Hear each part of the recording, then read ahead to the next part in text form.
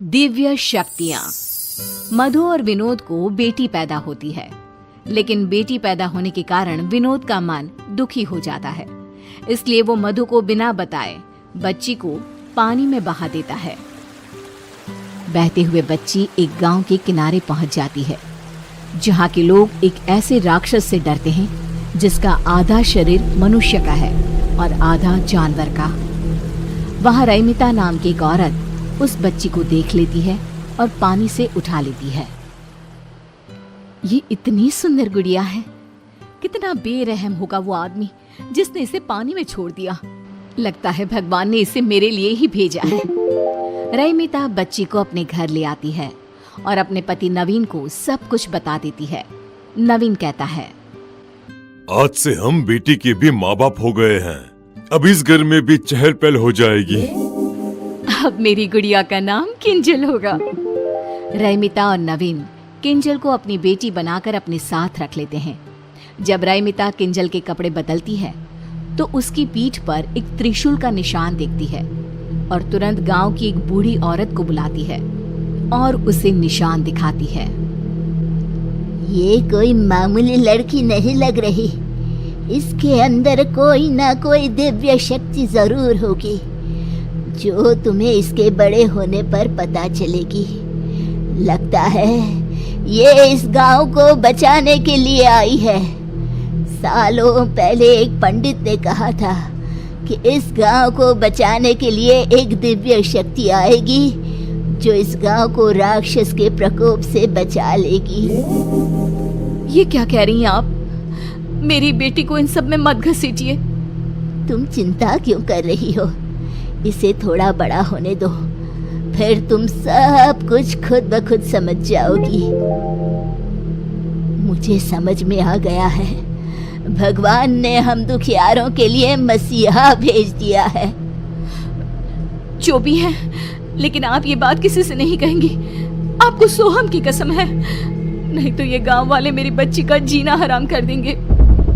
बूढ़ी औरत किसी से कुछ नहीं कहती, लेकिन उसकी खुशी साफ दिखाई देती है। हे ईश्वर, तुम्हें आखिर हम दुखियारों पर दया आ ही गई। दिन गुजरने लगते हैं, किंजल बड़ी होने लगती है। दूसरी ओर राक्षस का कहर बढ़ता ही जा रहा था।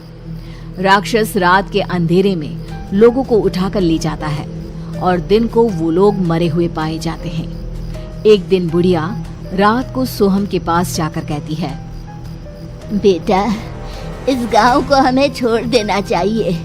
वो राक्षस अगर तुम्हें ले जाएगा तो मेरा क्या होगा? मुझ बुढ़िया का तू एक ही तो सहारा है। दादी माँ देख लेना, मुझे कुछ नहीं होगा। आपका पोता किसी राक्षस से कम नहीं है। पगले ऐसे नहीं बोलते। सोहम सो जाता है और बुढ़िया देखती है कि सोहम के शरीर में कुछ बदलाव आ रहे हैं। उसके हाथों के नाखून किसी दानों की तरह हो रहे हैं और उसके चेहरे पर बाल आ रहे हैं। ये सब देखकर बुढ़िया डर जाती है और सोहम को उठा लेती है। उठते ही सोहम पहले जैसा ही होने लगता है। बुढ़िया सोहम को सब कुछ बता देती है। दादी, ये सब आपका वहम है। आपने उस राक्षस के बारे में इतना सोच लिया कि आपको हर जगह वही दिख रहा है। बुढ़िया को भी लगता है कि ये सब उसकी सोच और डर के कारण है। उधर नवीन एक गाड़ी से टकरा जाता है और उसके पैरों की हड्डियां टूट जाती है। रैमिता किसी तरह उसे अस्पताल में दाखिल करवाती है। उसके ऑपरेशन के लिए पैसों के जुगाड़ करने में लग जाती है, लेकिन जैसे ही किंजल नवीन के पैरों को हाथ लगाती है, नवीन ठीक हो जाता है। तब डॉक्टर कहते हैं, देखिए, अब इन्हें ऑपरेशन की कोई जरूरत नहीं है। आप इन्हें घर पे ले जा सकती हैं। सो स्ट्रेंज, बिना कुछ किए ही आपके हस्बैंड ठीक हो गए। रैमिता को बुढ़िया की बातें याद आने लगती है। किंजल कोई मामूली लड़की नहीं है, इसमें दिव्य शक्तियां हैं, लेकिन मैं अपनी बेटी को उस राक्षस के पास कभी नहीं जाने दूंगी। नवीन घर आ जाता है और अब किंजल जिस भी चीज को हाथ लगाती वो चीज खुद ब खुद ठीक हो जाती। धीरे धीरे किंजल की शक्तियां लोगों की नजर में भी आने लगती है। एक रोज किंजल के जन्मदिन पर बुढ़िया सोहम के साथ रैमिता के घर आती है। तब रैमिता कहती है, अम्मा जी, अब तो खाकर ही जाइएगा, ऐसे मैं नहीं जाने दूंगी आपको।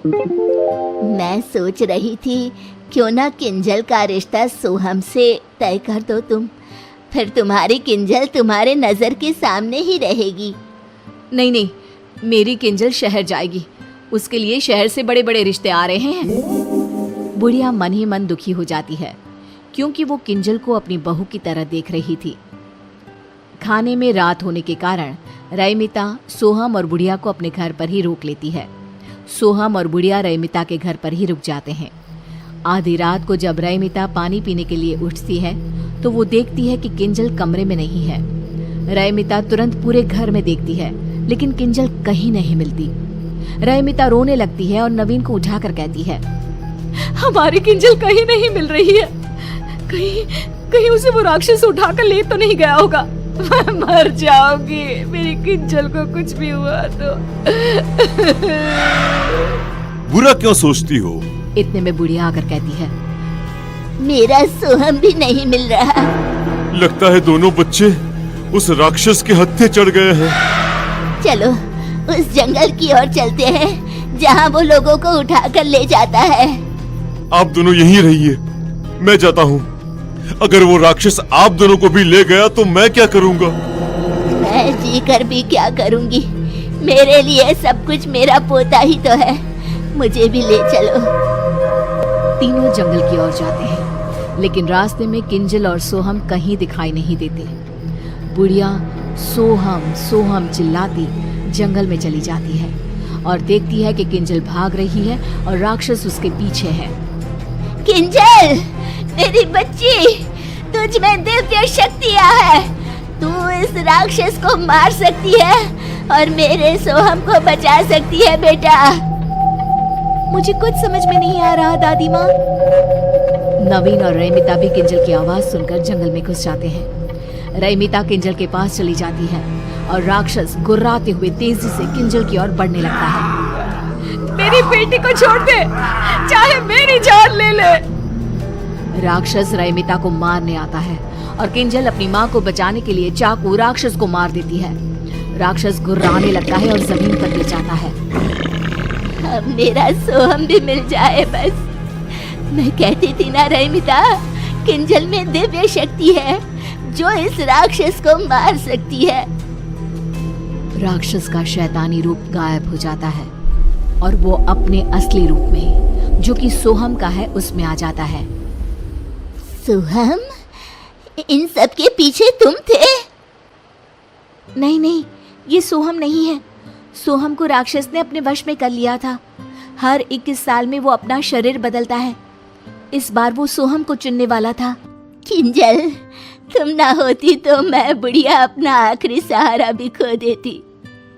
गांव राक्षस के कहर से मुक्त हो जाता है और किंजल की शादी सोहम से हो जाती है।